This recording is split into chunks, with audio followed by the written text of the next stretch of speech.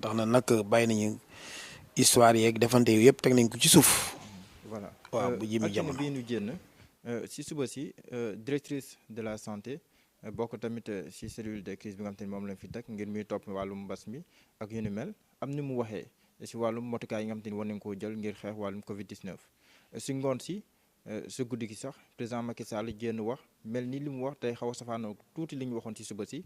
loolu yow en tant que professionnel de la santé et de l' action sociale boo ko gisee nan nga koy jàngatee. loolu jàqare la parce que dafa mel ni techniciens yi li ñu xalaat teg ko ba noppi bon moom la politicien bi wala élément politique bi daal di randal loolu mooy suñu njàngat parce que bu dul dara ñun ci suñu wàllu bopp waxuma sax ñoom ñun suñu wàllu bopp ñun en tant que And Gueusseum boo xoolee suñu avant dernier communiqué bi newoon nañu gouvernement bi bu ñu xaar ba millième cas bi il sera déjà trop tard bu ñu xaaree le millième cas parce que bu boobaa dina jafe pour ñu génn ci waxoon nañ ko bu baax. newoon nañ aussi agglomération yu mag yi nekk biir Dakar parce que boobu temps Touba la woon ak Dakar nañ leen jéem a confiner ñun demoon nañ ba wax loolu nañ leen confiner agglomération yi gën a mag ci Dakar boobu temps xamoon nañ ni parcelle il fallait que yooyu am fa ak feneen. donc wax ak Kër Massar lañ doon xalaat ak feneen fii si Dakar bëgguñu woon tudd tur mais fekk ñu si loolu mais bu ñu demee ba nga xamee ni xel ni benn cas wala ñaari cas moo taxoon ñu tëj frontières yi fexe ba loolu amatu fii mais nan la ñu mën a xaaree ba am 1000 cas ba jege 2000 cas ñu door a wax ni léegi lañ defoon yëpp nañ ko bàyyi te comme ni nga waxee xamee si lu mu doon wax mooy bu ñu jéem a miinanteeg virus bi bu ñu fexe ba miinanteeg moom nañu fexe ba mesure barrières yi ñu continuer ko nañu fexe ba am boo du am ay rassemblement ay nit ñi bu ñu dajaloo seen biir nañ def distanciation sociale bu ñuy sëqat nañu sëqat jël seen conco sëqat foofu jël mouchoir def démonstration bu am solo wax na si sax si mbirum beneen feebar bi beneen garab yi ñu war a mën a utiliser waaw loolu yëpp boo amee donc si ngoon gi donc borom réew mi daal ni léegi il faut que ñuy jàng ànd ak doomu feebar bi parce que mënul ñàkk léegi danañ delluwaat di julli dañuy ubbiwaat mosquée dañuy demaat ci marché ak yu mel noonu ba ci suba sax maa ngi dégg ñu naan ñu ngi ay disposition pour marché bu mel ni Diaobé nga xam ni c'est un marché bu nga xam ni d'envergure internationale. si diggante Sénégal ak Guinée. la ñuy jógee donc ñu ne dañ koy ubbiwaat donc loolu dafay indi ay problème donc ñu xam ne daal li ñuy wax en tout cas décision bi autorité bi jël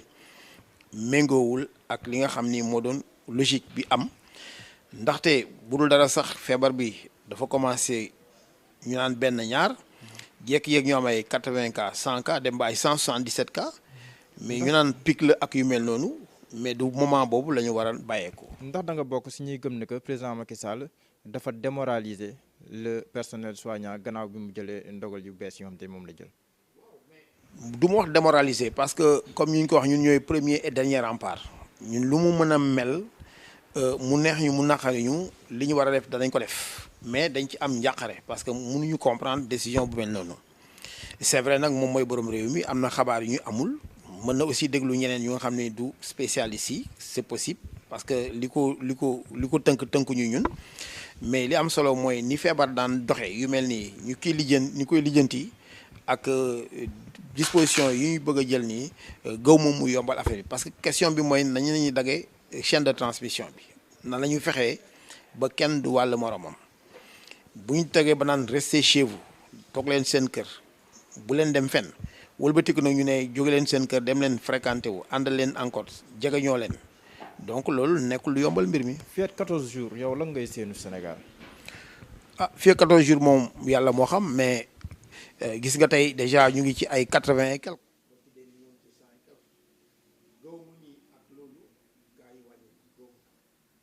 li ma gëm mooy nit ñi danañu gën a génn nit ñi danañ gën a mën a jokkoo feebar bi tamit dina gën a law gox yi amul woon dina am loolu gëm nañ ko te fii ak feebar baa ngi gën a law nit ñi danañu gën a bari parce que dañ naan ay cas asymptomatique mooy ñi nga xam ni am nañ doomu jàmbur te feeñu seen yaram mais 14 jours après feebar bi dana feeñ seen yaram dinañu wàll ñeneen ñu ñu warul wàll te bu boobaa aussi hôpitaux yi wax nañ ko suñu communiqué bi mujj ne woon nañu aussi war nañu fexe ba di hospitaliser nit ñi fu dul hôpital parce que hôpital dafa am ay malade yu ko tax a jóg ak ay feebar yu ko tax a jóg. mënuñu par exemple di jël lalu hôpital yi di ko jox ñeneen ñi. ministère sax mu siy xalaat. voilà sax dinañ faj ñeneen fu dul hôpital.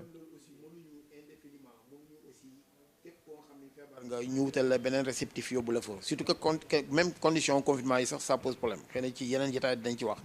mais loolu tant que nit ñaa ngi bari mi ngi noonu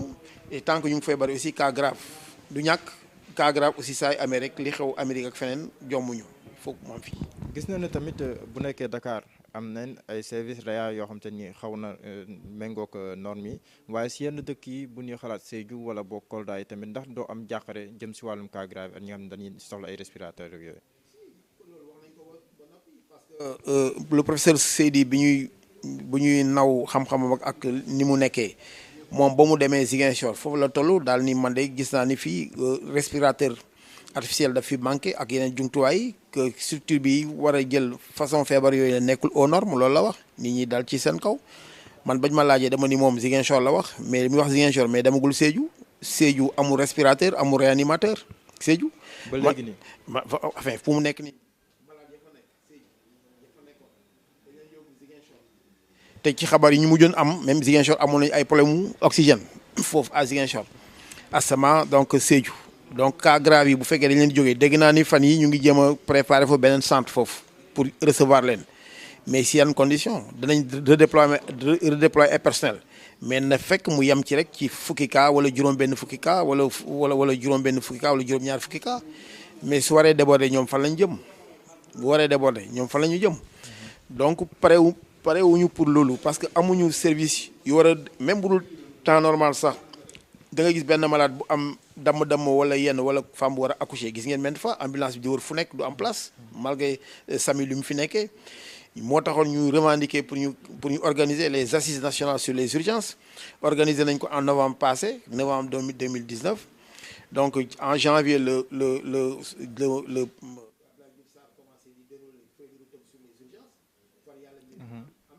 voilà problème urgence yi ñoom ay urgence yu gën a garaaw urgence yooyu. mais ni nga ko waxee nii fii ak fukk ak ñeent fan ñu ngi ñaan yàlla mu bañ a àgg foofu waaye bu cas yi bare nan lañ koy dékkoo ndax suñuy barabu fajukaay dina mën a dékku mbooloo ba takku boobu. pan bi nga am ay fanweeri litre la mën a def bu fekkee fan bi da nga ci pan bi da nga ci bëgg a def juróom benn fukki litre du sotti bu dee chaque jour parce que fañ lañ commencé woon benn cas ñaari cas léegi ñu ngi ci 2000 et quelques bu dee ñaari fan ñett yu nekk ñu am 80 wala 100 mais finalement hôpitaux yi seen wàllu bopp non seulement santé yi am day déborder mais hôpitaux yi seen wàllu bopp du loolu moo leen tax a jóg aussi hôpitaux yi te dañuy déborder maintenant cas grave yi ñaanuñu yàlla ñu egg fa mais bu ñu fa eggee lan lañ am pour loolu li ñu am barewul matewul ndëgam ay Amérique France Espagne ñooñu nga xam ni dara mën nañu wax ni en son temps mu foog nañu dara manqué wu fa ba ku feebare fi fa lañ lay yóbbu ñoom ñoo dem ba ñuy wax ay milliers ay junni nit yuy deewandoo ci benn bis ay junni nit di deewandoo si benn bis kooku kenn mus ko xalaat ci àddina. la nga doon xaar kon si président si jamono ji. non li ma doon xalaat si wàllu boppam comme que newoon nañu ba ni Touba ak Dakar ñoo constitué les épicentres là dañu fexe ba Touba ak Dakar ñu jël ay mesures dem vers le confinement ñu loolu la ñu xamoon. suñu demul vers le confinement aussi ñu dem vers un confinement sélectif maanaam non seulement ñu demander à ce que ñu continuer def les méthodes barrières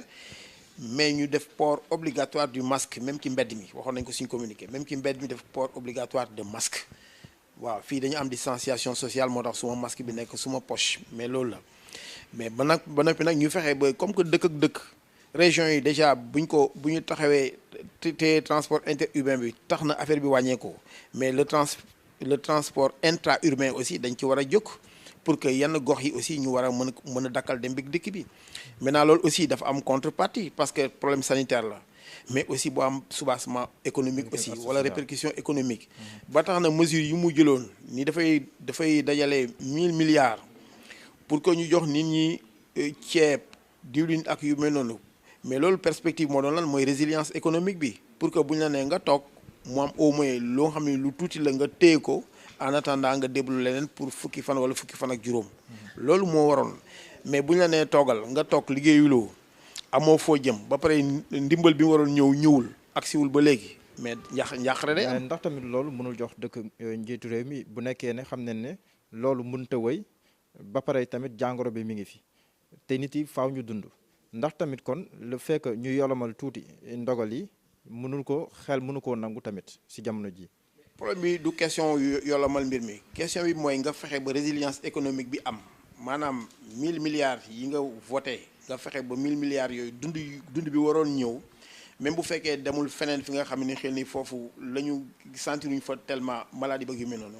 fi nga gën a yaakaar feebar bi mu gën fa bari yóbbu fa loolu ba au moins boo leen ne toog leen danañ mën nañ toog parce que am na loo xam ne ñu ngi ko téye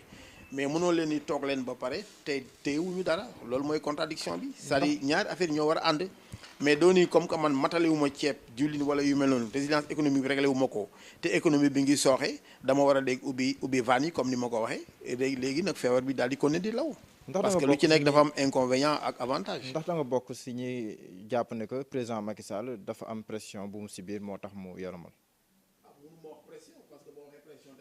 pression mais li am solo mooy gisuñu logique bi ñu nekkoon. maanaam comme li ñu wax rationalité bi ci tubaab li ñu koy waxee par exemple bu ñu waroon def par exemple yow nga war a dem ascenseur nga jël ascenseur wala dem ba 4e étage nga ñëw ba 3e étage daal di wàcc di jël ay escalier naan damay dem 4e étage loolu ñu nuru si ñun c'est-à-dire amul benn logique bu nga xam ne ni moo ko sous-tendre parce que feebar bi mi ngi commencé woon di gën a yéeg wàccul